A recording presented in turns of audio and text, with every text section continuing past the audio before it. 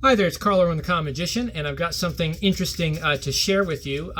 We want to try something with you, and I don't have you here to participate. So what I'll do is I'll use a deck of cards kind of to stand in for your decisions. Very, very simple. What we're going to do is we're going to have you pick a number of variables to get a card. Could you pick, do you want number cards or picture cards? Do you want... And whatever you pick is what we use, by the way. Whatever you say is what we do. Do you want number cards or picture cards? Number cards. Okay, you have ace through 10. Ace through 10. Do you want ace 2, 3, 4, 5, 6, 7, 8, 9, or 10? What number do you want? That's a queen. That's a jack. 6. 6 is your value. Do you want black or red? You can pick black or red. Black or red. Black. Black 6. Do you want spades or do you want clubs? Do you want spades or clubs? Which one do you want? Spades or clubs? That's diamonds. Clubs. 6 of clubs. We have the 6 of clubs as your card. Okay, so 6 of clubs. And what we're going to do is we're going to try to find the 6 of clubs in this shuffled deck of cards right over here. Okay, 6 of clubs is your card in this deck, but I'm not really sure where to find it. That's the issue. I think that it's going to be at, well, in fact, I'm going to put a wager on this. Okay, I want to put a wager. Let me see what I've got here. I think that it will be, I got some money in my pocket. I think it's going to be at 10, 25, 6, 7, 8, 9, 29. 29th position. I think that we will find the card at the 29th position inside of the deck. Let's take a look right here. 1, 2, 3, 4, 5, 6, 7, 8, 9, 10, 11, 12, 13, 14, 15, 16, 17, 18, 19, 20, 21, 22, 23, 24, 25, 26, 27, 28. This is 29. 6 of clubs. It is the 6 of clubs. Amazing. Amazing. Okay, so what we're talking about here is a way to ring in a number in a revelation on this kind of trick, right? A card at number kind of trick, or any other kind of trick where there's a freely named card and an apparently shuffled deck. First of all, though, I need to point something out before we talk about this, and also another option. This is in my book that I'm working on that is on stacked deck magic. I'm almost done with it.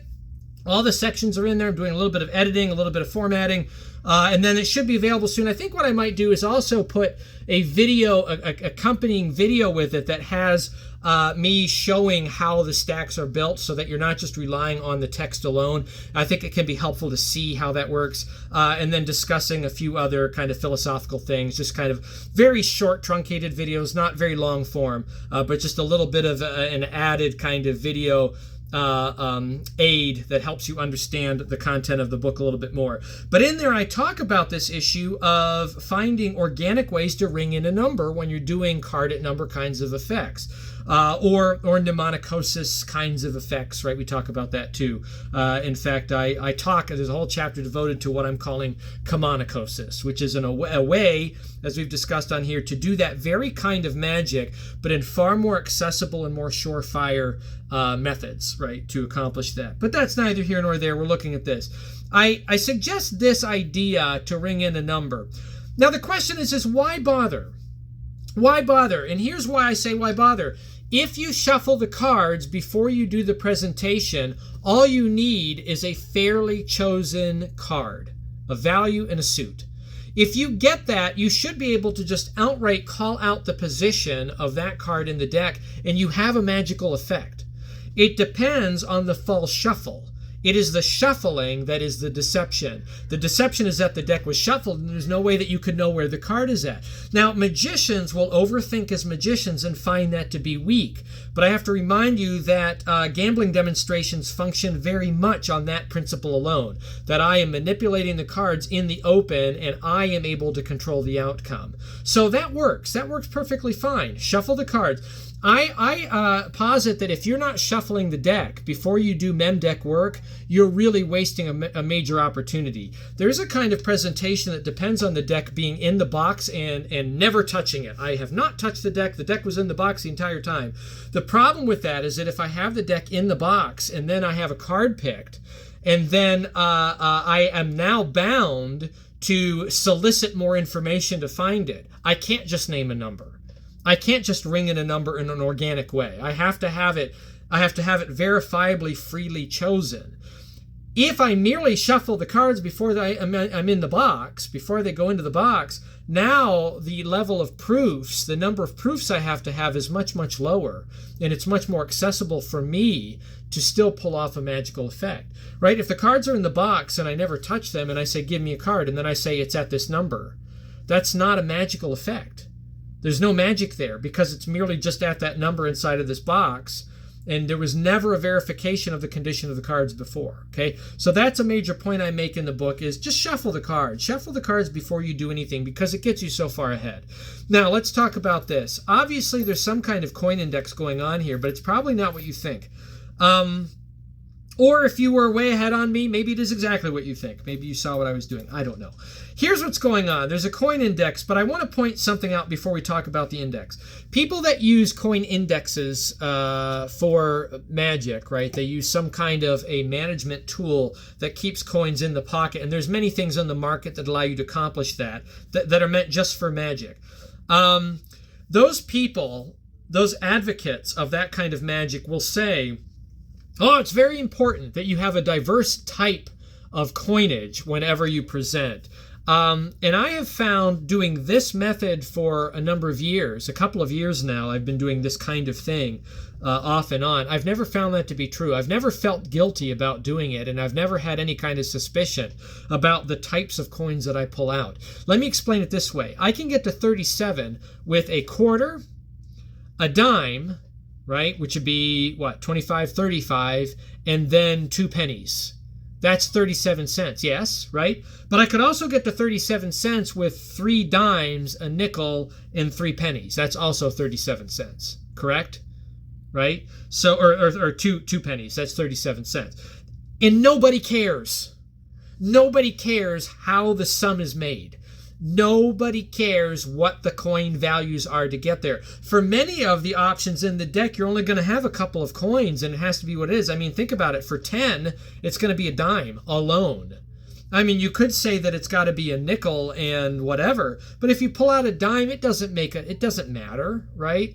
It doesn't matter if it's a dime or if it's a nickel and 6 pennies. It really does not matter. Okay, nobody cares. In fact, just pulling this out, that's all I've got on me, that's just as powerful as anything else. Okay, so just dispel the idea that it's got to be a certain type of coins. And if you get rid of that and you understand that, you can come to a realization that you can make this really, really simple. So what's going on here? What I have is in my right pocket where I pulled the coins out, I have 4 dimes, only 4 dimes. Now, if you need to get to 50, 51, 52, you could have 5 dimes. But I don't see the point in that because if I'm all the way to the end of the deck, I'm going to reveal it some other way.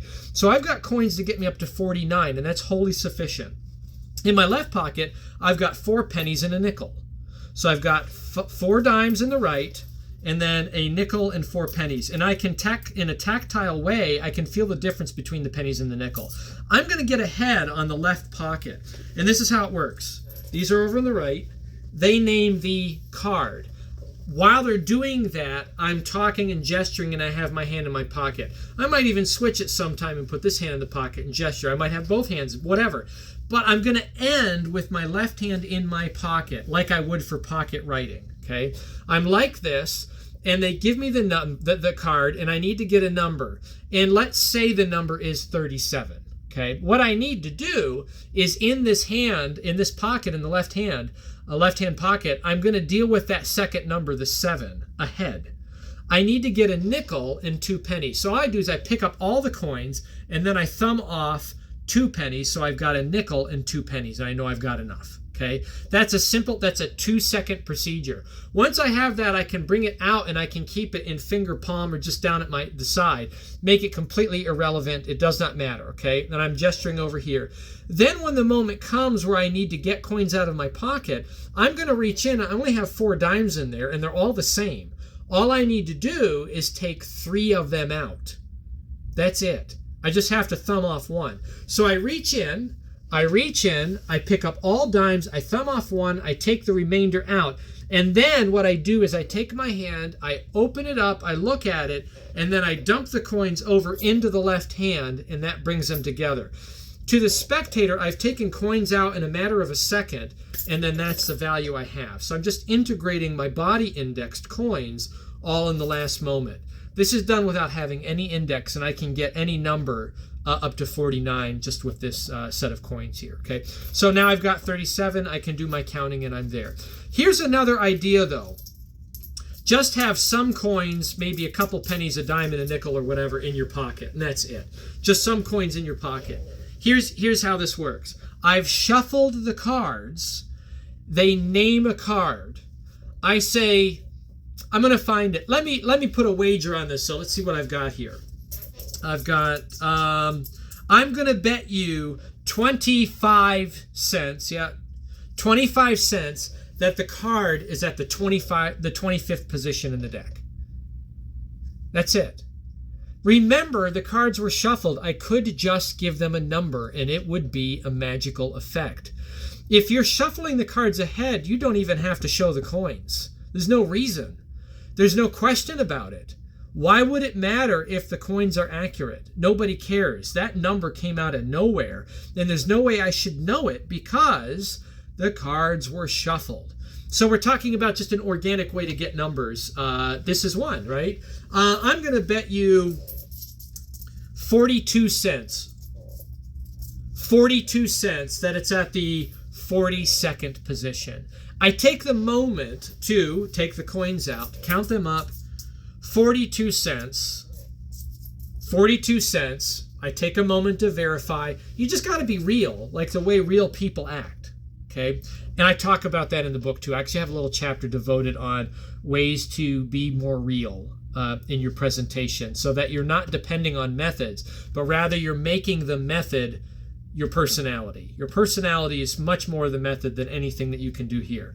Anyway, just a way, and some of you are going to hate that idea, but it's true. I mean, all I need is an organic way to get a number. If the cards are shuffled, if I have an organic way to ring in a number after the cards have been shuffled, I've got a really, really good, interesting effect on my hands that has some kind of plot in interaction with it.